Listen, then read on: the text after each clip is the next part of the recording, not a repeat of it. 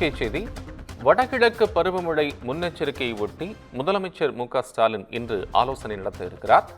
இதில் பல்வேறு துறை சார்ந்த அமைச்சர்கள் மற்றும் அதிகாரிகள் பங்கேற்க இருக்கிறார்கள். கூடுதல் விவரங்களுடன் இணைகிறார் தலைமை செய்தியாளர் சிவா.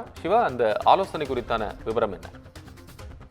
கோபால், தமிழ்நாடு முதலமைச்சர் மு.க.ஸ்டாலின் தலைமையில வடகிழக்கு பருவமழையை எதிர்கொள்வதற்கும் அதனை முன்னெச்சரிக்கையாக வடகிழக்கு பருவமழையை கையாளுவதற்கான ஒரு நடைமுறைகள் தொடர்பாக முதலமைச்சர் மு.க.ஸ்டாலின் தலைமையில அவசர ஆலோசனை என்பது தலைமைச் செயலகத்துல இன்னும் சில நிமிடத்துல நடைபெற இருக்குது. சரியாக 11 மணிக்கு இந்த ஆலோசனை கூட்டம் நடத்துவதற்கான திட்டம் வகுக்கப்பட்டிருக்கிறது.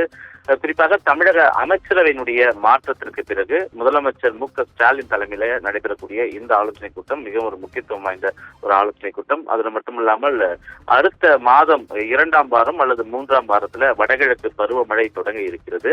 இந்த வடகிழக்கு பருவமழை தொடங்குவதற்கு முன்பே தமிழக அரசு கிட்டத்தட்ட ஒரு 3 மாதங்களாக வடகிழக்கு பருவமழை முன்னெச்சரிக்கை நடவடிக்கைகள் தொடர்பான இந்த ஆலோசனை கூட்டத்தை நடத்தி வருகிறது. முதலமைச்சர் மு.க.ஸ்டாலின் தலைமையில ஏற்கனவே 2 முறை இந்த ஆலோசனை கூட்டம் நடைபெற்றிருக்கிறது.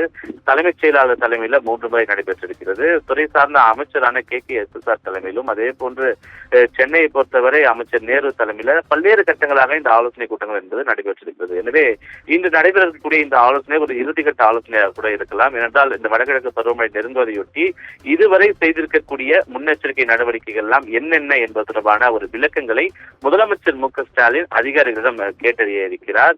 குறிப்பாக வடகிழக்கு பருவமழை என்றாலே அதனுடைய மழையினுடைய தாக்கம், மழை பொழிவினுடைய தாக்கம் அதிகமாக இருக்கும்.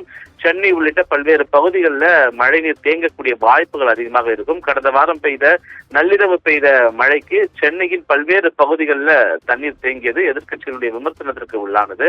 ஆனால் அந்த தண்ணீர் தேக்கம் என்பது ஒரு சில மணி நேரங்களில் தண்ணீர் வடியக்கூடிய ஒரு நிலை இருந்தது. ஆனால் தொடர்ந்து இந்த வடகிழக்கு பருவமழை வந்தால் அதனை எதிர்கொள்ள எந்த மாதிரியான நடவடிக்கைகள், எந்த மாதிரியான அணுகுமுறைகள் பின்பற்றப்பட்டிருக்கின்றன என்பது தொடர்பாக ஒவ்வொரு துறை சார்ந்த அதிகாரிகளிடம் முதலமைச்சர் மு.க.ஸ்டாலின் கேட்டறியிருக்கிறார். குறிப்பாக இந்த ஆலோசனை கூட்டத்தை பொறுத்தவரை துணை முதலமைச்சராக அறிவிக்கப்பட்டிருக்கக்கூடிய உதயநிதி ஸ்டாலின் இன்றைய தினம் நடைபெற இருக்கக்கூடிய இந்த ஆலோசனை கூட்டத்தில் முதல் முறையாக துணை முதலமைச்சராக அவர் பங்கேற்க இருக்கிறார்.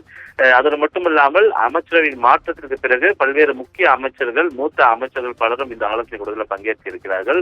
வடகிழக்கு பருவமழையினுடைய ஒரு முக்கியத்துவமே மழைநீர் வடியக்கூடிய பகுதிகள், குறிப்பாக மழைநீர் வடிகால் பகுதிகள் எந்த அளவு முழு வீச்சில் தங்களுடைய பணிகள் முடிக்கப்பட்டிருக்கின்றன என்பது தொடர்பாக முதலமைச்சர் கேட்க இருக்கிறார். கடந்த முறை வடகிழக்கு பருவமழையின் போது சென்னையில் பல்வேறு பகுதிகளில் தண்ணீர் தேங்கியது. அந்த இடங்களில் கண்டறியப்பட்டு என்ன மாதிரி நடவடிக்கைகள் எல்லாம் எடுக்கப்பட்டிருக்கின்றன. அது மட்டுமில்லாமல் பொதுமக்களுக்கு தேவையான மீட்பு நிவாரண முகாம்கள் எந்த வகையில தயாரில் வைக்கப்பட்டிருக்கின்றன. அதிக அளவு மழை பெய்தால் அதற்கு தேவையான ஒரு மருத்துவ உபகரணங்கள், மருந்துகள், உணவுகள் போன்றவையெல்லாம் எந்த வகையில தயாரில் இருக்கின்றன என்ற போன்ற ஒரு முழு விவரங்களுடன் இந்த ஆலோசனை கூட்டம் என்பது நடைபெற இருக்கிறது. எனவே முதலமைச்சர் மு.க.ஸ்டாலின் தலைமையில் நடைபெற இருக்கக்கூடிய இந்த ஆலோசனை கூட்டம் என்பது ஒரு முக்கியத்துவம் வாய்ந்த ஒரு ஆலோசனை கூட்டமாக பார்க்கப்படுகிறது. சரியாக காலை 11 மணிக்கு சென்னை தலைமைச் செயலகத்தில் இருக்கக்கூடிய நாமக்கல் கவிஞர் மாளிகையில இந்த ஆலோசனை கூட்டம் நடைபெற இருக்கிறது. கோபால், அண்மை விவரங்களுக்கு நன்றி சிவா.